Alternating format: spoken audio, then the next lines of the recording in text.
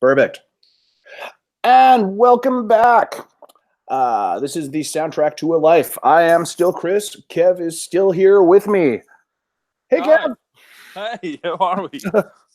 Pretty well. And we are here today talking about Bentley Rhythm Aces 1997 self-titled debut. Whoop, whoop.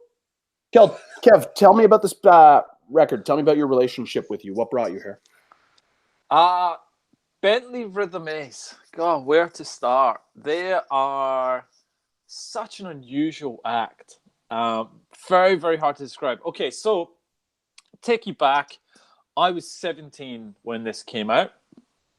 And in the UK, there was really two main loves that I had for music in the UK in my teenage years. One was obviously Britpop. The second one was electronic music. I loved, and the UK was booming for dance acts around this time. We had the Chemical Brothers, Prodigy, Underworld, the Orbital. We just left field. We had so many great British dance acts. And Bentley was one that came out that had such a unique sound to them that I'll probably never hear again. And they're such a fun band.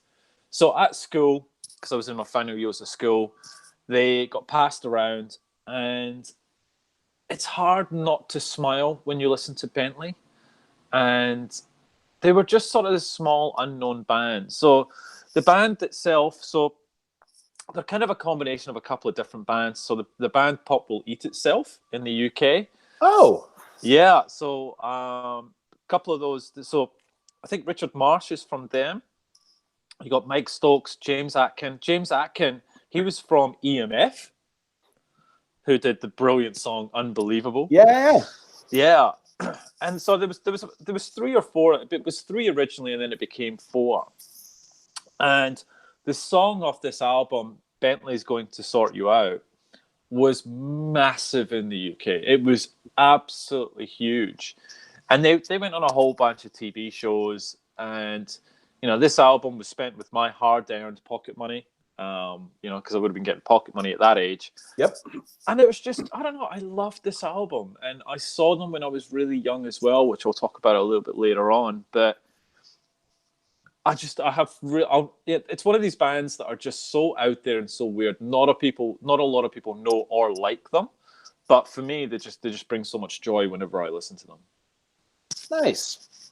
I'm actually very surprised that I didn't know these guys Okay. up until now, because I was a giant Pop Will Eat Itself person Oh, wow. for a stretch of time. And Wow. also, the late 90s, I was in pretty deep on dance acts as well. This was the period where American guitar music was getting into the Creed and Nickelback version of grunge. So you were desperately looking for something else. Yeah, kind of. And Britpop was starting to implode under its own weight. Yeah. And all of the indie bands that were coming out were making chill out music. Yeah. Which Travis makes amazing chill out music. Yeah. But you're 19, 20, 21, you don't need chill out music. No, absolutely not. Yeah, the Man Who. Funny you mentioned that. We talked about Man Who in the Man Who in our last episode, and just how much that album changed. So Travis worked with the same producer who did OK Computer for Radiohead. Yeah. And you can tell because it's that sound. And very much to your point, the sound of the UK changed in the late 90s, and bands didn't adapt. It was a very much an adapt or die, change your sound. So you had Pulp changing their sound, you had Blur changing their sound, and then you had bands like Coldplay suddenly come to fruition, Travis, Radiohead, and very much. I don't know what. Maybe it was across the world, but there was a massive change in sound, particularly in the UK. Probably the one thing that didn't change, thankfully, was dance music. Yeah. Dance music got stronger and stronger. It was actually, between '95 and 2005, electronica in the UK and around the world was phenomenal time for dance music. Um, and just like we've actually gone through a bit of a revival in the last 12 months. We had Orbital and the Prodigy release new albums. We've got the Chemical Brothers just dropped one as well. Yep. The Prodigy one was fantastic. It was amazing. So it's been, I saw a comment on Twitter, um, and it was this guy had posted. He's like, the 2018 is the worst year for dance music of all time. And I went, are you mental? Think of the bands that have released new music in 2018, and they're all been tremendous albums. Unfortunately, Bentley Rhythm Ace, Not one of them. they are not releasing any new music. They are still touring though. So Oh, nice. yeah, Richard March, who's probably the focal point of Bentley Rhythm Ace, he has not rejoined. It's actually more Mike Stokes, James Atkin, who I talked about from EMF, and the drummer.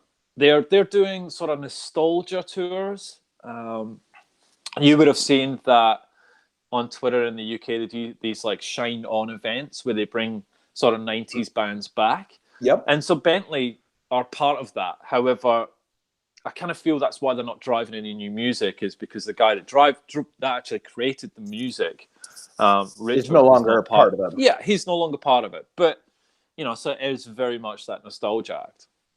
Yeah, and I should have realized that they were going to be made up of bands from that area, because in my notes here, I'm a sucker for sampled dialogue in the middle of a song.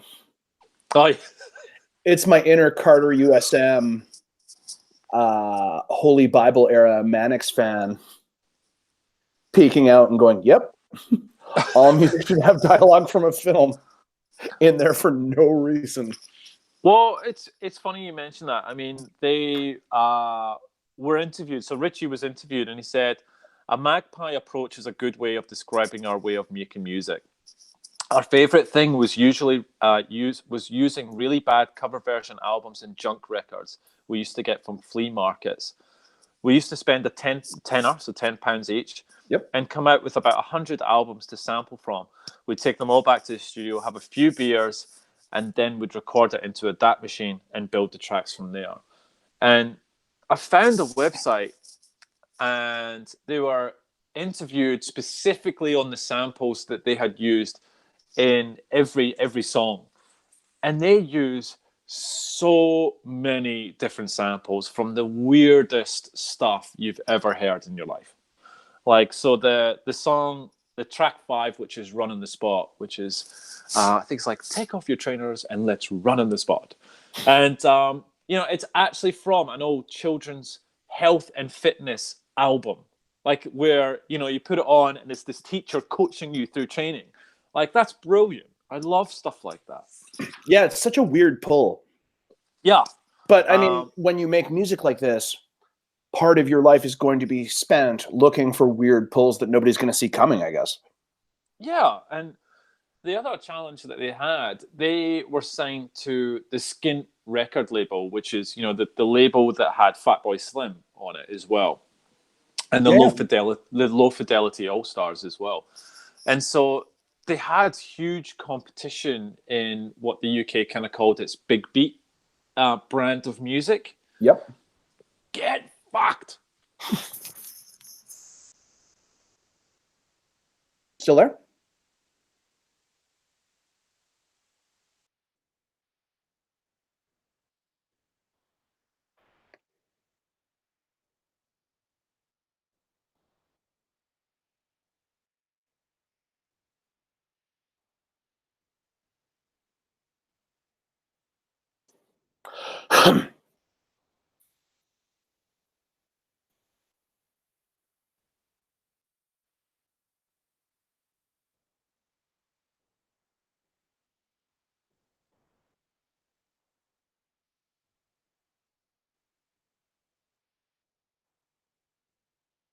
Hmm.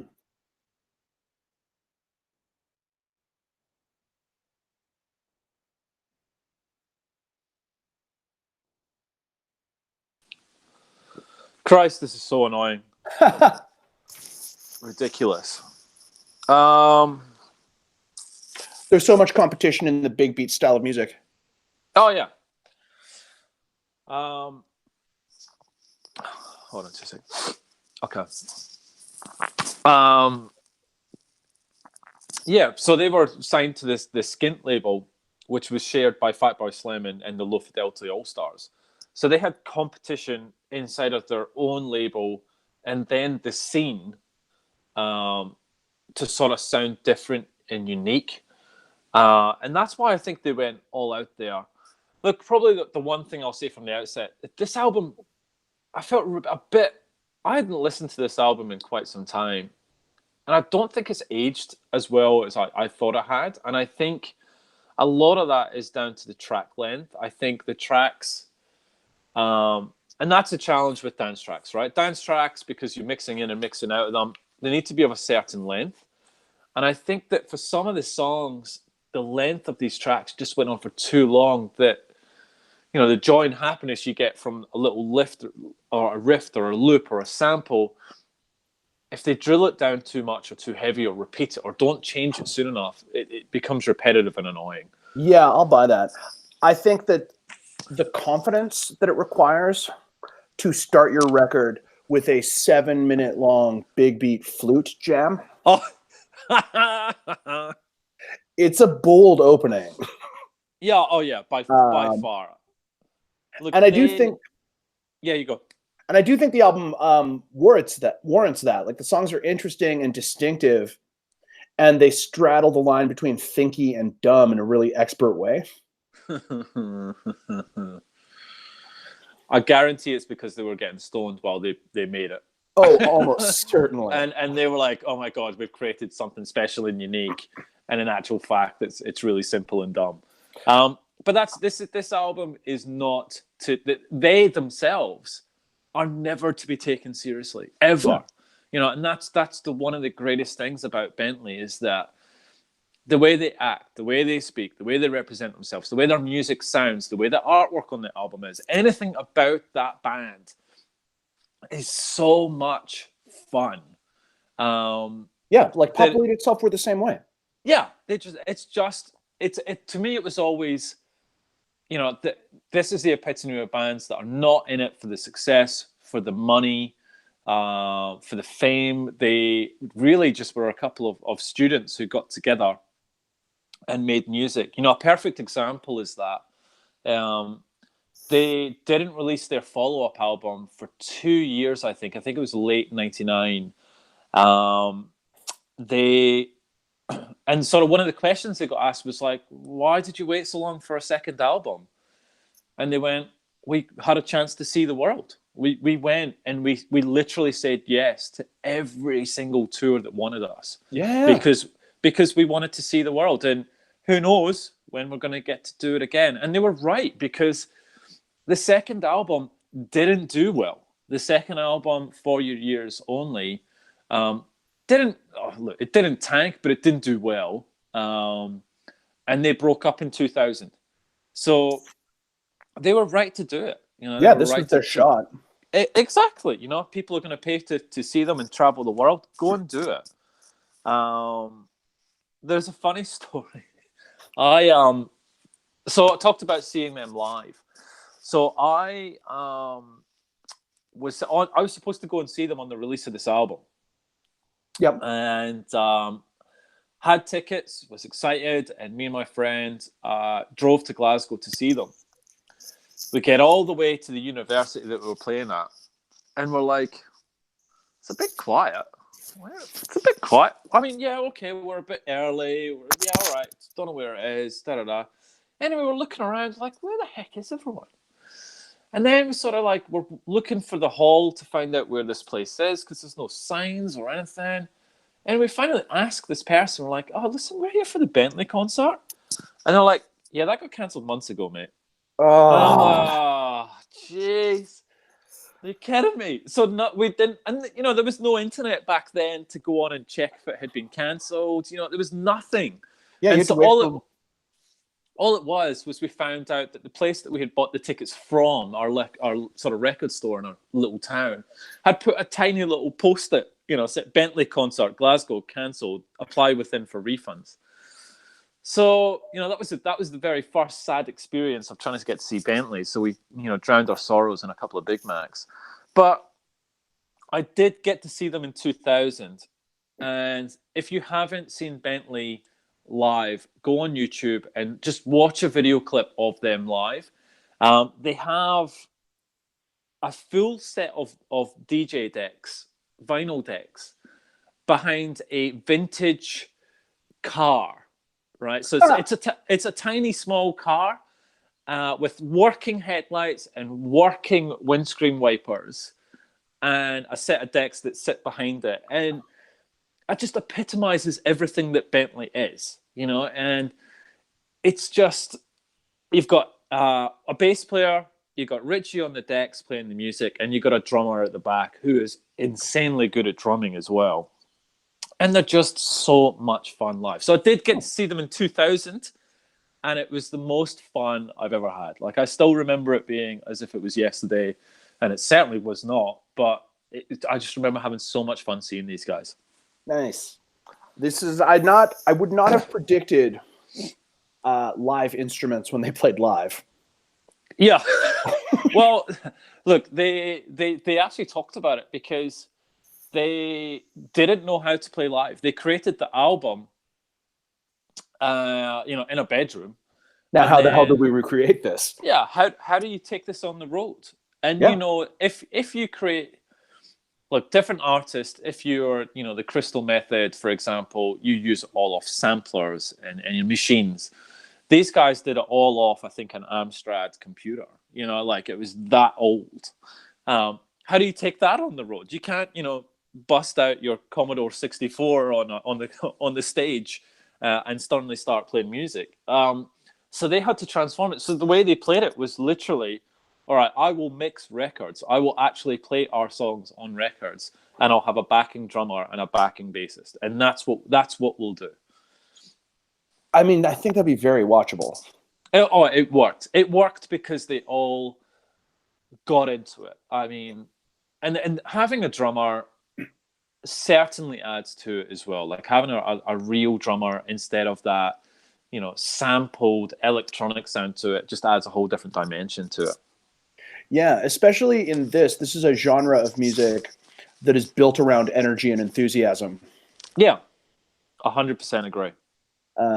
Which I feel like if allows the bands to do things for no reason other than their own joy and entertainment. And that. Because when they're engaged, it's very engaging for you. Yeah. Oh, you're absolutely right. I mean, this was a band that they weren't a massive band. They were never going to be a big band.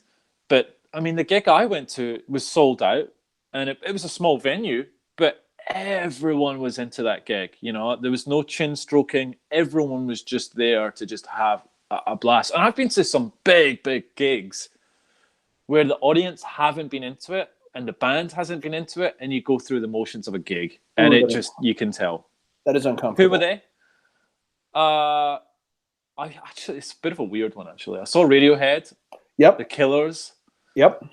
And I think, it's nothing to them. I mean, they are on leg one of 100 shows. They're about to go either on a big tour or they're halfway through it, where you go, you know what I don't understand on that is bands who play the same set list every show. I've never understood that. That is baffling to me. Like, you gotta keep it up. Yeah, I never understand that. Fuck. Can you hear me? You're back. Yeah, I'm absolutely back. Lost. Did you hear me shout "fuck"? I absolutely did. The previous time too, and I followed up with, "No, I'm still here," but you had already hung up. All right, obviously edit that one. I was like, "Fuck it," because it's a good conversation. It's annoying. Yeah. It's interesting. I listened to this. In the immediate aftermath of a new Mountain Goats album being released. Okay. And immediately before seeing Nico Case play live. Okay. So I was deep onto those two artists. Right. In reaction to one in preparation for the other. So, Okay. and they're both like, I don't know how familiar you are with those two groups. They are both like acoustic guitar, lyrics forward, indie troubadour bands, punctuated with this. Right. Okay. Which conveniently I contain multitudes, because that was the mix I was listening to, and it was jarring. Yeah, I'll bet it was. And look, these guys, they're not for everyone. They're a very distinct. Even people who like dance music don't like Bentley Rhythm Ace. They really don't.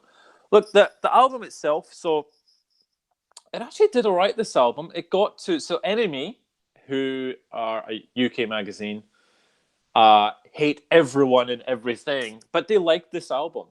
They named it the 9th best album of 1997. Oh, nice. The album got to number 13 in the UK. It got 3, we just talked about the Tragically Hip. This one got 3.1 on Rate Your Music, and it only got 7 reviews compared to the Tragically Hip's 800 reviews. So you can tell the scale of the band just by looking at that. But yeah, they're for the kids in the know. Like, I was listening to this style of music at this period. Like, I was enjoying the Chemical Brothers or Fatboy Slim or Prodigy. Yeah. It's great, get you pumped up music. And this never even got on my radar. Yeah. But I don't know why. Like, I think maybe the record company knew that, this wasn't this wasn't where you want to put your money. Like the long view, the long game here would not be with Bentley. They were and I think at that time they fit nicely. But would you still be listening to a Bentley Rhythm Ace 20 years? Would they continue to pump out music? Probably not, because the music probably wouldn't have evolved, is my feeling. When you compared this album against the second album, it's more of the same, but not as good. And maybe that's because this album is so unique in the way it sounds that when you try and do it again, it just doesn't come off that well. Yeah, it lacks impact because it doesn't surprise you. No, it doesn't. It doesn't at all. And don't get me wrong, the second album, has some great songs on it. Has Theme from Gutbuster, which is a great song. And they collaborated with Kermit from Black Grape as well on 2 of the songs. So, but again, it just I don't know, it just didn't work out, and they broke up, which is a shame. They were really fun guys that probably deserved a lot more from the scene. Yeah. Although I suppose this was the thing that they did after being successful with different bands. Yeah, true. That's a good point. They got more out of the scene. It just all happened previous to this. Yeah, good point. Good point. If I look at James, who had come from EMF, they were very, very big in the early 90s, but late 90s not so much. And so this probably gave the opportunity of an outlet for him. Yeah, and especially something like that, like, not to speculate about how people live their lives, but he got EMF famous at the age of 2021. Yep. Probably one of the things he came out of that with was, I should have seen more of the world while I was traveling the world. Yeah. Rather than taking a cab to the venue and then afterwards to a bar somewhere. Yeah, true. Good point. We talk about that difference in touring age, right? So early 20s, you're all about every night a late one. Yep. And then, as you sort of get to your end of your 20s, you go, holy crap, I've been to so many cities and probably never looked at the stuff I wanted to. So yeah, very, very different. So what did you think of the album, Chris? Oh, I thought it was delightful. I thought it was really delightful unique and inventive, and I thought it really held my attention well. Oh, wow. I did not find the songs overlong. Okay, great. That's a great thing. Though a couple or 3 listens is different than being obsessed with them and then revisiting them 20 years later. Absolutely. Maybe with that kind of familiarity. I think that it's interesting structurally what all of the bands of this ilk are doing. Yep. How the songs are not structured like traditional pop songs. Yep. It's build and release rather than verse chorus. Yep. Yep. And I think that it's not made for radio or mainstream crossover success. No. Yeah, absolutely. And that if we're being honest, the reason that this broke through in the late 90s, a lot of it was that the state of guitar music left an available exploit for them. Yeah, I agree. Like American guitar music was either Nickelback or some of the new metal, Limp Bizkit type bands of that style. I love me. It's And Biscuit. Do you actually, or are you being arch? No, I'm deadly serious. Sadly, I really like Limp Bizkit. But Limp Bizkit were the biggest rock band in the world, and people who claim that they were not are trying to rewrite history to benefit themselves. People loved those guys, and I stand by your right to do so. Well, there's two reasons why I like Limp Bizkit. I had a bit of angst in me towards 2000 to 2005, and I loved me some Linkin Park. I liked Limp Bizkit. I liked anything like My Way by Limp Bizkit is such a song that is paramount to me for a certain moment and a certain decision I made in my life, and I'll always be really close to that song. But the second reason is for Limp Bizkit is they are so tied into wrestling culture, and I still am heavily into wrestling. They did the soundtrack. They did the soundtrack to WrestleMania 17, I want to say, and there's nothing better than a wrestling montage and Limp Bizkit. Nice. And yeah, it's so Limp Bizkit. Look, I can see why some people crap all over Limp Bizkit, but for me, I actually really enjoy them. So yeah, but yeah, you're absolutely right. There was a gap in the market. Yeah, for somebody who was coming in and just having fun making music. Exactly, 100% agree with you. And you commented on this era of electronic dance music going from like 95 to 2005. Yeah. The experience with it out here was much shorter of a period. Oh, okay. Like all of these bands, everybody knew, and the people who wanted to follow them to different adventures could follow them to different adventures. But the spot where music that sounded like this was mainstream pop radio music. Okay. Like basically, the Prodigy got one record off. Right. And most of the other bands got one on their way up and one on their way down. Got it. And then by about 2001, the Strokes and Yeah Yeah Yeahs and Rapture and that kind of brand of either Northeastern or Northwestern indie bands sounded fun again and had actual songs that worked on the radio. Yeah, okay. Yeah, I see. And it was a lot more comfortable for everyone. Yeah. It's funny, me and Leslie were having this argument on the Oasis episode. And I look at the 90s. When I was in the 90s, I didn't enjoy the 90s musically, which is very unusual. I had Britpop and I had electronica, but they were still pretty niche. When you look at the rest of the music out of the UK in the 90s, especially at the end of the 90s, we had girl bands, boy bands. Like we were very much going through Take That, Boyzone, Westlife, you name it. Chuck a couple of boys together, or chuck a couple. It was just, and then we had this Euro house, Euro trance crap dance music coming into the charts. And so when I was in the 90s, I didn't really enjoy what was out there. I liked what was in my sphere. I enjoyed it a lot. The rest of it, I went, this is terrible. This sucks. And when you're in the 90s, all you heard about was how good the 70s or how good the 80s was. Yeah. And then it's only once you got out the 90s and now, I'm obviously 20 years on from that I go, God, that was a great time to be alive and enjoy music. Yeah. There was just so much variety within that decade, different styles, different artists. And, it was a great, you cannot say that about the year 2000. You cannot say that. I don't know. I don't think you can.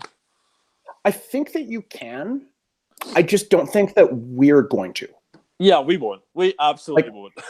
A 17-year-old right now, going through everything new that is coming out right now. Yeah. And then filtering out what is objectively just nonsense. Yeah. Will in 20 years boil it down to 10 or 15 bands that are powerful and era defining. Because we growing up in the 90s got told how great music was in the 70s and 80s. Yeah. So much of that music was just bullshit. It's just that somebody else had gone through the effort of weeding out the bands that sucked. Yeah. Good and point. Handing us the ones that worked. Yeah, that's true. Good point. I mean, it's interesting though. I mean, you talked about, we had grunge, we had Britpop with us. I don't know if there's been a movement or a sort of genre like that at the last 20 years. Where a specific 5-year period has been so dedicated to one sound. I don't know if we've had that. I don't know if we'll have that again. I mean, we might not. Like, we're at the point where everybody is writing to the Spotify playlist algorithm now.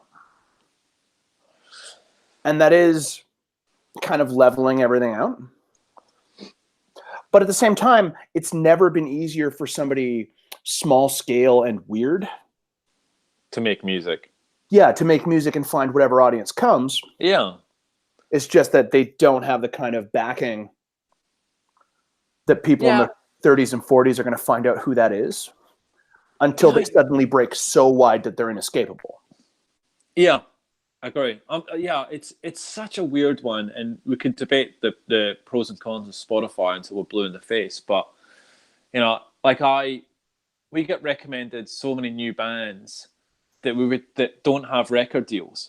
One band this week called Mercury Machine pinged us and just asked us to have a listen to their album, and it's fantastic. Nice. And the only caveat we need is I just need to know, can we listen to the album on Spotify? If it is, we're all in. We're good. We'll have a listen to it and promote you. Yeah. So without that avenue, especially for us in Australia, it serves a purpose.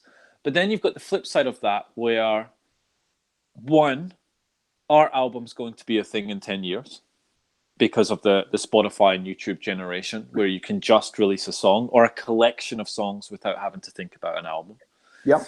And then there's the second piece, which is Spotify pays artists 0.000001, for every play they get.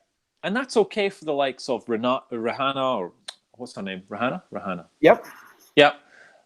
Or it's fine for the likes of them that clock up millions. But for these struggling artists that are actually trying to make money and trying to get themselves out there, that collect their paycheck at the end of the week and it's £2, it's ridiculous. Yeah. Yeah, there's no way that they can. But at the same time, the Bandcamp and Spotify era of music isn't following people buying CDs, right? Like, it's following people downloading exactly one song on YouTube, on iTunes. Yeah, it's true. Because they don't need 90 minutes of this band. They need that one song that they can't get out of their head right now. Yeah. And the album somehow survived that. That's true. I just don't know. I mean, we talked about an example around Florence and the Machine where she had a song in her head and she went into the studio and recorded it and put it out. And they asked her, so what's the album sound like? She was like, no, I recorded one song, I just put it out there, and that's it. I'm good to go.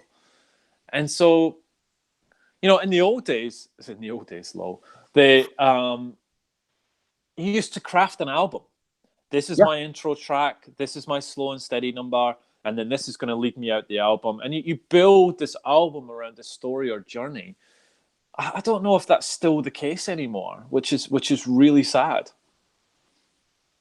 Yeah, that's arguably true. I think a lot of people are doing that. At the same time, like Aqua in 1997 did not Oh sit down God, come and on! craft an album. How did you bridge to Aqua? So Aqua didn't. Is your argument that Aqua? They were not. They were not crafting an album either. They were crafting a big pile of crap. There's always gonna be groups out there that are here to do one song that hits really big. Jesus Christ! And it's useful that we can listen to that one song rather than shelling out money. Who's listening to that song? I don't know. They came to town. Oh, they're massive. They're still touring. They are still touring now. There is a whole bunch of 90s nostalgia acts that travel together. And Aqua is still one of these people that tours and gets crowds. Yeah. Good on them. Right Said Fred and the Venga Boys are coming to town. Oh. In the next month or two. Oh, God, no. My dad used to love Right Said Fred. I remember we used to have that cassette in the car. Oh, yeah? And it was on non-stop. I can still sing Deeply Dippy. It is a weird Wikipedia rabbit hole. If you are ever insomniac and want to learn a lot but not have any of it be applicable to anything. Yeah. I was reading Peter Hook from New Orders. Oh, yeah. Book about his time with Joy Division. Okay.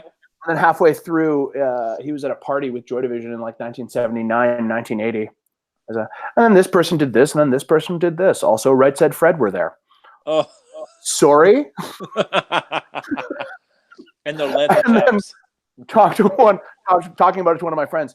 Oh, yes, Right Said Fred were briefly David Bowie's backing band. Okay, what is happening? Everyone shut up. I'm only thinking about this now. I have to learn about the incredibly storied history of Right Said Fred. I guess I knew that they were alive for longer than 18 months. I think they're still producing music, if I remember right. Good for them. I'm pretty sure that I went into. I might throw that as a guilty pleasure, but I'm pretty sure I checked on their albums and I was like, this band is still making music today.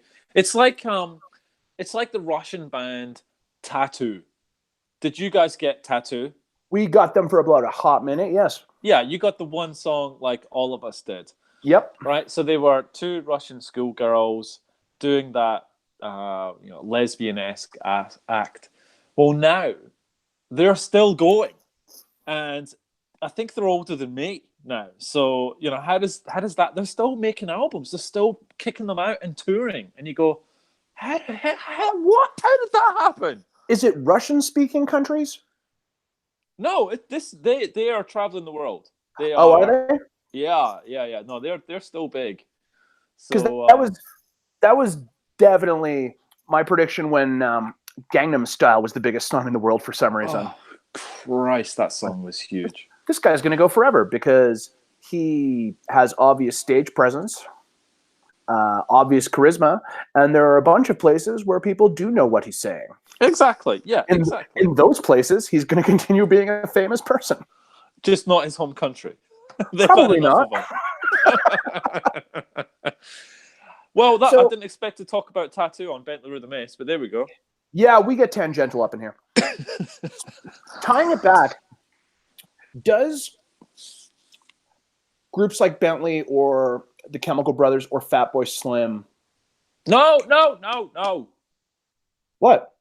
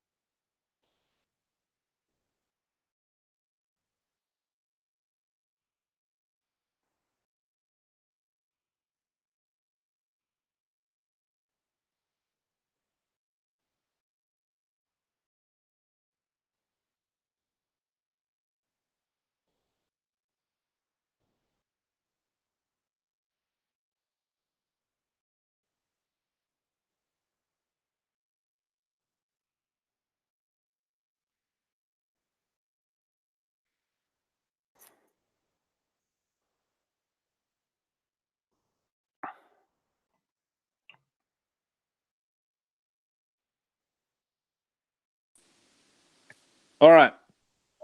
Welcome We're on back. a good run there as well. So you were tying it back. Yes, tying it back. Do groups like this or Chemical Brothers or Fatboy Slim hold up better than the early 90s like house influenced dance acts? Or was I just a more age appropriate person for Give me an dance example. music? Give me an Well, example. I mean, like, compare a group like Chemical Brothers to somebody like, I don't know, Two Unlimited or Technotronic. I loved me some Two Unlimited. That's why I'm laughing. Two Unlimited were great. Yeah, one of my first ever CD purchases was Tribal Dance by Two Unlimited. Nice. Look, I think it's a great generation definer because we have a early 90s radio station at my work. Oh, okay. And whenever Two Unlimited comes on the radio, everybody under the age of, I want to say 30, goes, what is happening? This isn't a hockey game. Yeah, this isn't a rave. What's going on? Previous to this being the song that everyone played at hockey games, these were an actual band. Look, I think it's good that you brought that up. So I think that bands like Underworld, the Chemical Brothers, the Orbital, they were the more maturing of. They were built for albums. They were the Prodigy is a perfect example. They went from the Experience album, which is that rave, that Technotronic, Two Unlimited. Yep. And you put it on, and it doesn't take you, like, the songs are amazing. I mean, it has Out of Space on there, but it's great for that moment. But then you move it into Music for the Jilted, which was their follow-up. And that is a much more mature, well-produced, structured album where it has an intro, it has its build-ups, it has its big numbers, it has its end tracks.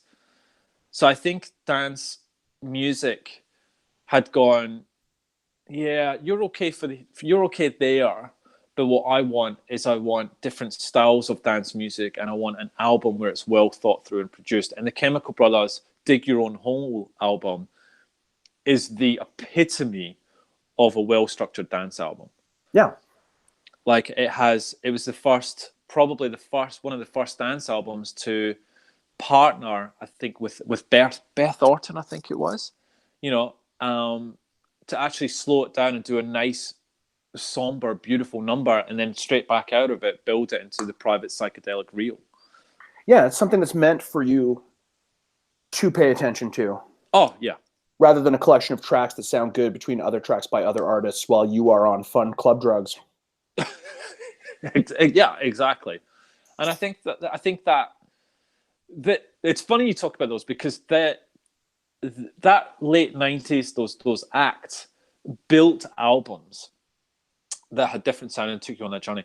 This album, Bentley's Going to Sort You Out. This album, this is not it. This is absolutely not one of those albums. It is put on, play, enjoy, move on. It's not there to for you to get emotional to. It's not there for you to think about. It's really just there to have a little smile, a little boogie, and you move on to your next thing. Yeah, that is a fact. What did you think of the tracks? What were your favorites? There were a number that I really enjoyed. We're going to be opening with Whoosh.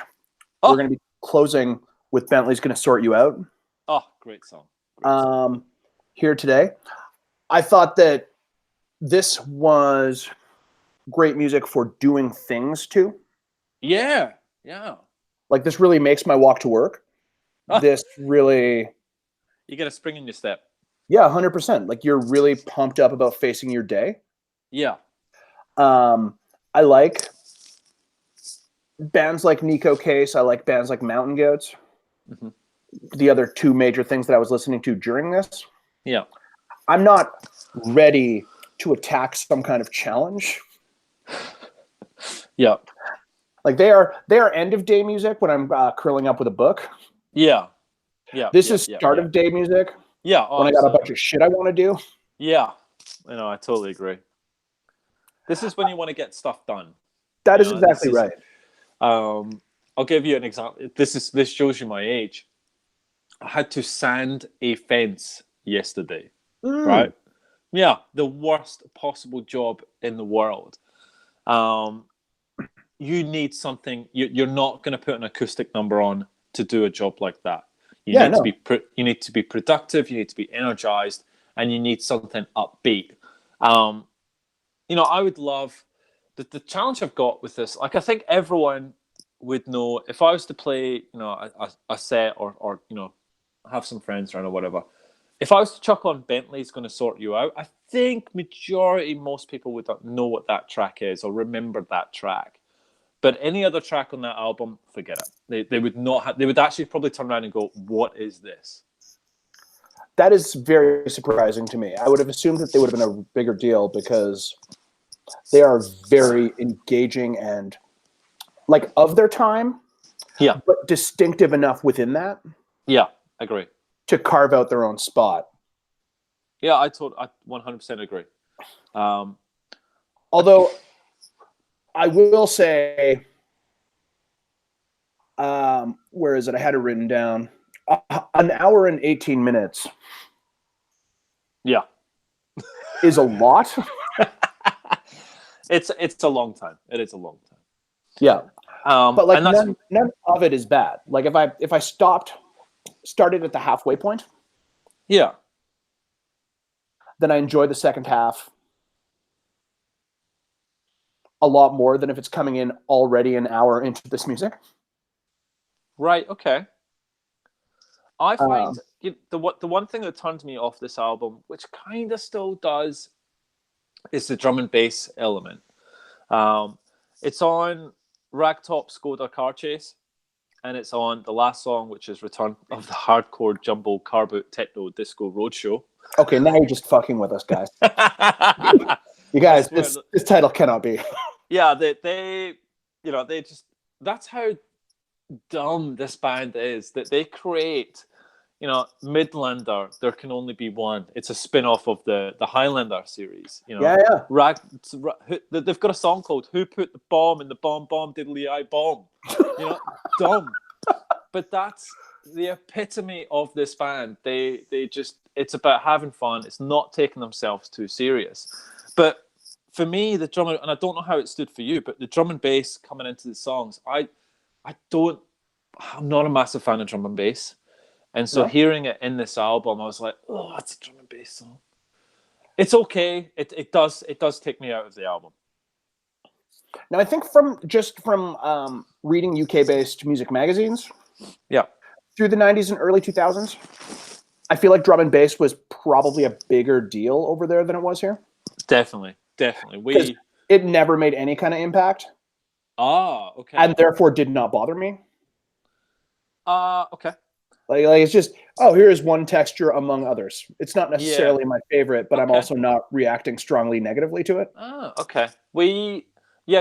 Drum and bass was big with us. We had Goldie, and we had Ronnie Size, and I'm not sure if he was about to just win, or if not, he had just won the Mercury Prize Award for his drum and bass album. So it was, drum and bass was big-ish for us. For me, not for me. Still haven't quite gone to drum and bass all these years later. I feel like you don't have to by this point. Yeah. Oh, good. All right, I'm going to stop bothering. I feel like that moment is probably past. You do not host a podcast where somebody might eventually force you to listen to drum and bass for 3 hours while taking notes. No. The way that I might someday. Oh, I did see LTJ Bookham about, I want to say about 15 years ago, maybe more. And he was in the middle of this dance festival, and they had the Crystal Method there, who I absolutely adore. Crystal Method is fantastic. Oh, just amazing. And their new album, The Trip Home, is amazing. That's another great electronica album that came out. But LTJ Bookham come on, I was like, great. I mean, there's a time and a moment for drum and bass. And once I figured out kind of how to dance to it, I felt a lot better about it. Yeah. Like you You low-key called me on it when I described one of the tracks on the Tragically Hip record as "It sounds great live." Yeah, exactly. But some songs require you to be there in person. Yeah, they really, really do. So what was your least favorite song in this?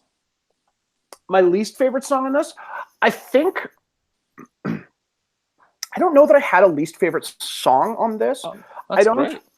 consider, like, there were portions of it that I got tired during. Okay. But this is one of the, like, the downside of them not structuring their songs in a traditional songwriterly style Yeah. is that they don't fit as well on the radio amongst other songs. The Yeah. upside is when they're doing material that's not working as well, Yeah. it's less I dislike it and more it's rolling right off me. Yeah. And you know that that's a good point. The other thing is it doesn't give you any downtime in this album at all. Yeah, Like you're throwing yourself directly out of the wall. Yeah, it's 11 tracks of non-stop, electronic big beat loops. It's not, if I look at the Chemical Brothers Dig Your Own Hole, comparing it to that, there's moments where you get a respite, that you get a lull, which is nice to have, and then you get brought back into it by a big number. And this doesn't have that. So my feedback on this album, I love it. It's too long. You need to shave some time off this album. All 90s albums are too long. Yeah. Every single one. We had the technology to do so, and we didn't know that we probably shouldn't. What is, in your opinion, the correct length for an album? Oh, see, great question. It's not Be Here Now. I'll tell you that much by Oasis. No, that's too long. That's too long. That was 71 minutes. I just checked how long Dig Your Own Hole was, and that was 63 minutes. So that's 63 minutes because I would expect a dance album to go longer than an indie, Britpop album, just by the very nature of some of its tracks. Okay. Underworld is a perfect example where they have tracks, 10, 15 minutes long, but it takes you. But by the end of it, I'm still right in there. Yeah. And I don't want it to be 1 second shorter. Exactly. And it takes you on a journey. That's the great thing about that. What's the perfect length of an album? What's the story Morning Glory got it right? You know why? Because what's the story got it right? Because the intro's excellent. They had interludes, which worked really well, really short interludes. Yep. They had some short acoustic numbers, and then they build it back up to the Champagne Supernova. So I would say that's probably around the 55, 60-minute mark. That for me is my perfect. If you're going to structure an album, that's the way to do it. If it's an electronic album, move to the Chemical Brothers Dig Your Own Hole. That makes sense. That makes sense. Yeah, I think I probably prefer 45 to 60 as well. Yeah. Somewhere in there. Because, like, nobody who goes, oh, we're giving you extra value. You're not, though, because we're not enjoying the worst 3 tracks on this piece.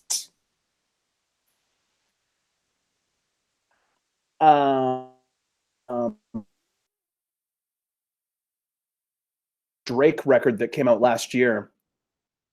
I don't know if you followed The Gentleman. Are you still there?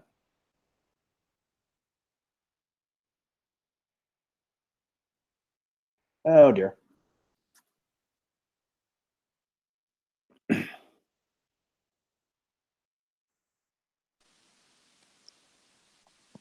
God damn it. Oh, welcome back. Thank you. All right, you were saying. Yeah, and if you follow that to its logical conclusion, you get to that Drake record that came out last year that was 2.5 hours long. Holy cow. So that he could game the Spotify plays. Oh, I didn't know that.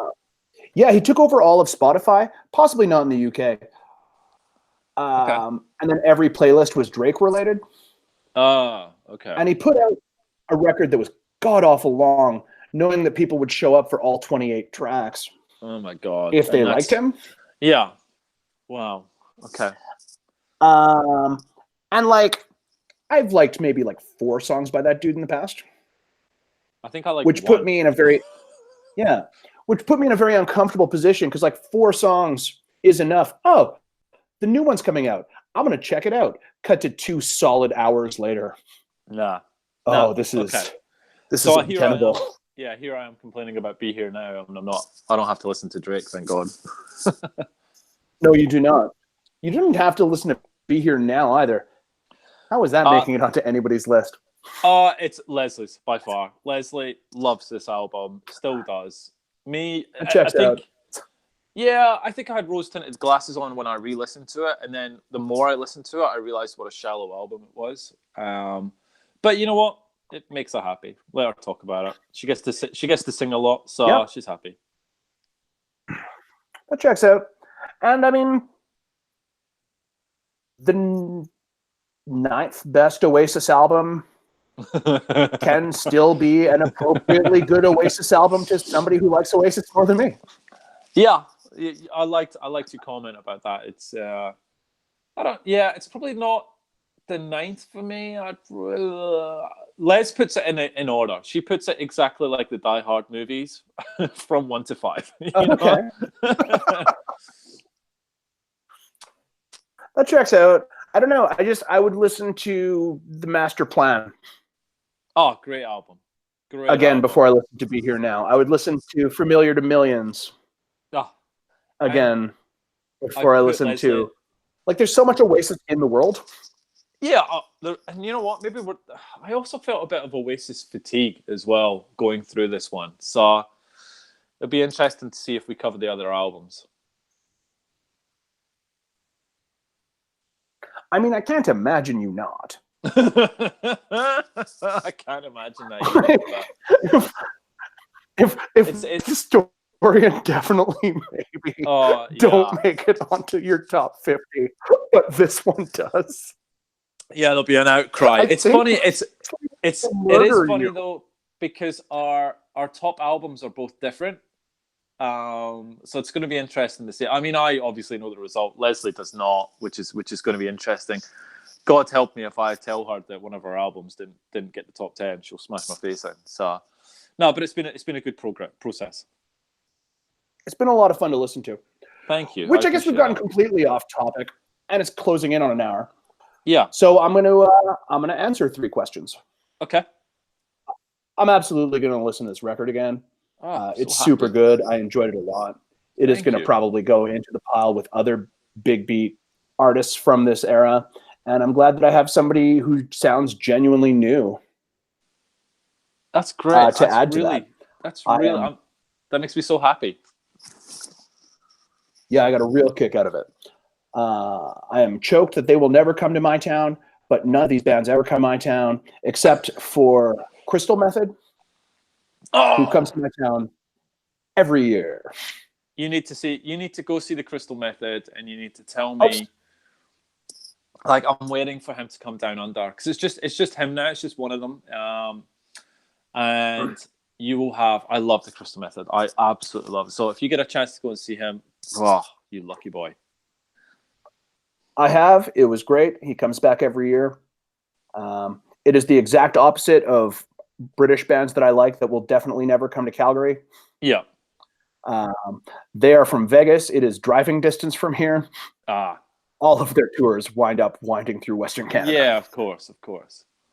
I am also going to explore the rest of their catalog, even though you have already warned me that they only have one other record than this, and it Well, is not. there's two. There's For Your Years Only, which is their second album, which has some really fun songs on it. It's just not as great, but it's still fun.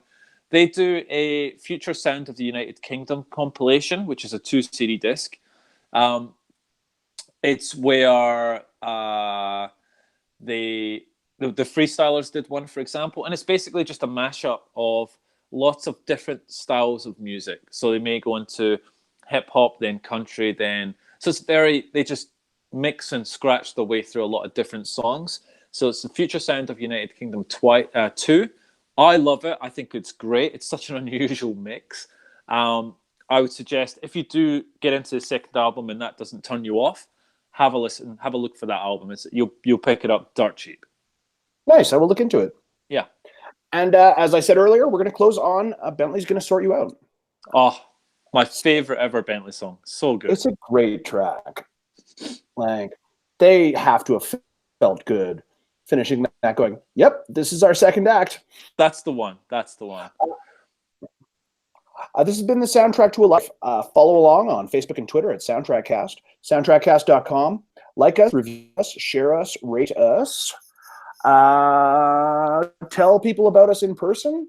I don't know. Whatever you want to do. Kev, do you want to plug your things? So yeah, as we sort of said at the start, my name is Kevin. I co-host a podcast with Leslie, and we do Britpop banter, and we're counting down the top 50 Britpop albums of the 90s. You can find us at Twitter at Britpop banter, and on Facebook as well. Thank you so much for having me on. It was good to talk about the Tragically Hip, and I feel really bad that I didn't like them. You definitely don't have to. You would not be the first guest who did not like. I'm so sorry. But I have brought them. You, I'm aware that Tragically Hip don't export. But you know what? Bentley was an absolute blast. And it's been a fun conversation. Like, you're welcome back anytime. If there's somebody that you want to force somebody to listen to that does not fit your own show. We will do this again.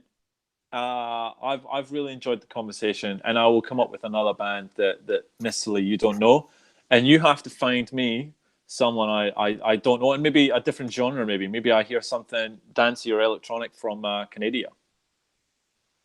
That checks out. Yeah, I will hook you up. Have a great night.